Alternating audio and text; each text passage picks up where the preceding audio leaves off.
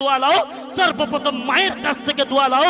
কারণ তুমি মুসলমানের ছেলে, যেই দিনকার তুমি দুনিয়ার জমিনে এসেছিলে ওই দিনকার তোমার মা রক্তই জমাট বেঁধে গিয়েছিল, তোমার মার হাত শাড়িটা রক্তের মধ্যে ভিজে গিয়েছিল, তোমার মায়ের মাথার লম্বা চুলটা তোমার জন্য রক্তই জমাট বেঁধে গিয়েছিল। মুসলমান, ওই দিনকার তুমি যখন দুনিয়ার জমিনে ভূমিষ্ঠ হলে, মা মরণ শয্যায় সজ্জিত, ওই সময় যারা পাশে আছে বলে, হ্যাঁ রে বুধ, তুই কি খাবি বল, তোর তো শরীর খুব থরথর করে কাঁপছে, এক গ্লাস দুধ দেবো তোকে না একটা ডিম সিদ্ধ দেবো বল। ওই সময় ওই মা আমার আপনার জন্য বলেছিল, আমি দুধ খেতে চাই না, আমি ডিম খেতে চাই না, এক কাজ কর না, আমার যে সন্তানটা জন্ম নিয়েছে, আমার যে কচিটা হয়েছে, তাকে একবার তুই আমার কোলে দে, আমার কোলে দে, আমার কোলে দে। হ্যাঁ দাদা, কথা বলো মুসলমান। মায়ের হাতটা থরথর করে কাঁপছে, পাশে দাদি নানি বলছে, হ্যাঁ রে, তোর বাচ্চাকে তো কেউ নিয়ে পালাবে না, তুই পরিষ্কার হ, তুই ভালো হ, তারপরে তোর বাচ্চাকে কোলে নিস, তোর হাত থেকে তো পড়ে যাবে।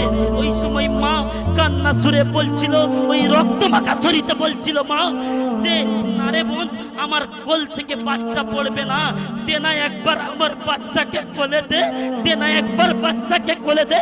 ওই সময় লালামাখা শরীর নিয়ে মা কোলে নিয়েছিল।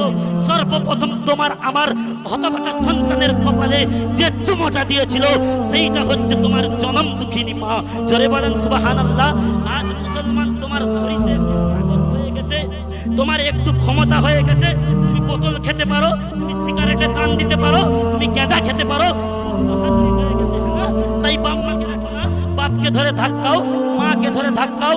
শুনে রেখে দাও, জেনে রেখে দাও, যারা তোমরা বাপ মায়ের সঙ্গে এরকম আচার ব্যবহার করবে, কসম খোদার, তুমি যদি তাহাজ্জুদের নামাজ পড়নে বালা হও, মরণ পর্যন্ত তাহাজ্জুদের নামাজ মসজিদে পড়ে পড়ে, মসজিদে এমন কোনো জায়গা বাকি থাকলো না যেই জায়গায় তোমার সিজদা পড়ে না।